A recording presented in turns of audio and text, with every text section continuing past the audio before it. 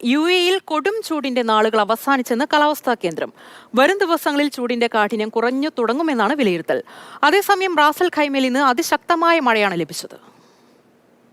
July 29 മുതൽ August 10 വരെയാണ് അത്യുഷ്ണത്തിന്റെ അൽമിർസം ദിനങ്ങൾ കാലാവസ്ഥാ കേന്ദ്രം പ്രവചിച്ചിരുന്നത്. ഇത് അവസാനിച്ചതോടെ കഠിനമായ ചൂടിന്റെ ദിനങ്ങൾ അവസാനിക്കുന്നുവെന്നാണ് വിലയിരുത്തൽ.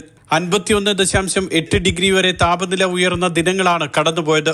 ഓഗസ്റ്റ് 1 സൊയ്ഹാനിലാണ് 51.8 ഡിഗ്രി സെൽഷ്യസ് രേഖപ്പെടുത്തിയത്. 48 ഡിഗ്രി സെൽഷ്യസ് ആണ് രാജ്യത്ത് നിലവിലെ ശരാശരി താപനില. ദുബായ്, അബുദാബി, ഷാർജ നഗരങ്ങളിൽ പകൽ താപനില 44 ഡിഗ്രി സെൽഷ്യസ് വരെ എത്തിയിട്ടുണ്ട്. അൽദഫ്ര, സില പോലുള്ള മരുപ്രദേശങ്ങളിലാണ് ഉയർന്ന താപനില തുടരുന്നത്. ഈ മാസം അവസാനം വരെ സമാനമായ താപനില തുടർന്നേക്കും. എന്നാൽ കൊടും ചൂടിലേക്ക് രാജ്യം പോകില്ലെന്നാണ് കാലാവസ്ഥാ കേന്ദ്രത്തിന്റെ വിലയിരുത്തൽ.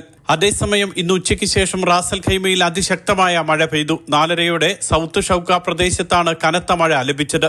ആലിപ്പഴ വർഷത്തോടെയായിരുന്നു ഈ മേഖലയിലെ പെരുമഴ. Mathrubhumi news, Dubai.